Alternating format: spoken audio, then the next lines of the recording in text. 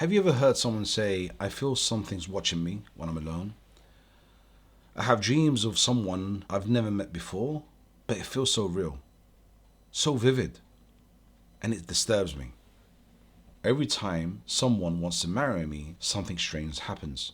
Could it be that a jinn has fallen in love with a human being? As strange as it sounds, it happens more often than people think. Let's talk about what it means when a jinn falls in love with a person, how it starts, the signs to look for, and how to get rid of the problem, and how we can protect ourselves using the Quran and the Sunnah of the Prophet ﷺ.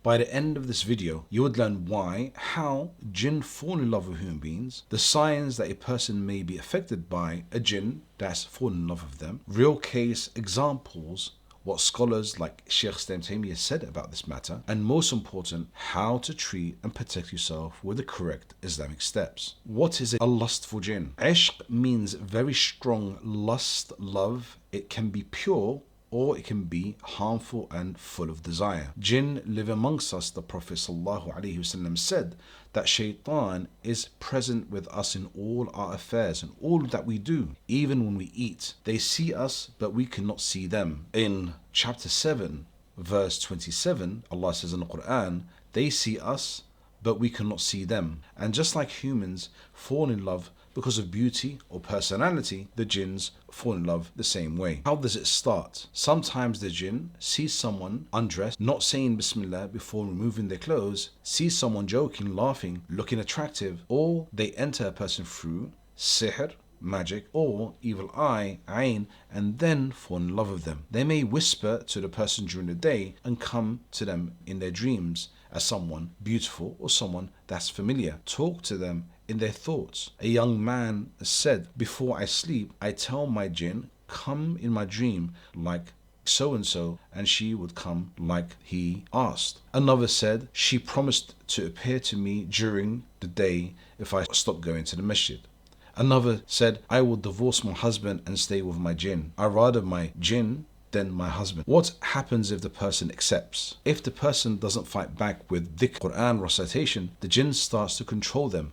They may even think they are in love, but this is not real love. This is a trap. The person may love being alone, refuse to marry, or even go and get a divorce, feel tired, lazy, sleep for long periods of time, have a fast heart rate or pain near the heart, lose interest in marriage or intimacy, experience strange behavior during anger or stress, hear voices or feel watched constantly. The jinn say, the person belongs to me. When they speak through them, they usually say, it's mine, he's mine, or she's mine. They don't love the soul, they just use the body to enjoy, just like food, desire, or carry out magic. What did the scholars say?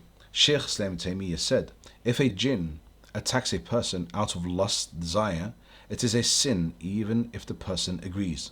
And if it is without their consent, it's even worse, a major crime and injustice. The jinn must be told this is forbidden in the law of Allah and His Messenger. How to treat and protect if someone is affected by jinn. So you might be asking, how do you treat this problem? If someone is affected by jinn that's obsessed with them, the treatment is the same as for jinn possession. Ruqyah شرعية, reading Quran, especially Surah Al-Fatiha and Surah Al-Baqarah, and parts of Surah Al-Baqarah like 𝗹𝗶H and the last two verses of Surah Al-Baqarah, and the quls, قل هو الله أحد, and 𝗷𝗵𝗇𝗆 and 𝗷𝗵. There are other verses that warn the jinn or warn human beings generally about adultery and committing crimes. These verses are very powerful against the jinn when they've entered through lust or they are in the body because of lust. Other verses or chapters that can be read are Surah An-Nur and Surah Yusuf. We find these are very powerful. On our website www.ruqyah.com, you can listen to audio number 9 by Sheikh Khalid Hafidhullah, verses for the lustful jinn. Remember to use daily protection. Say Bismillah in all that you do, when you eat, when you take your clothes off. Always say Bismillah when you leave the house, when you enter the house. Do your morning and evening supplications.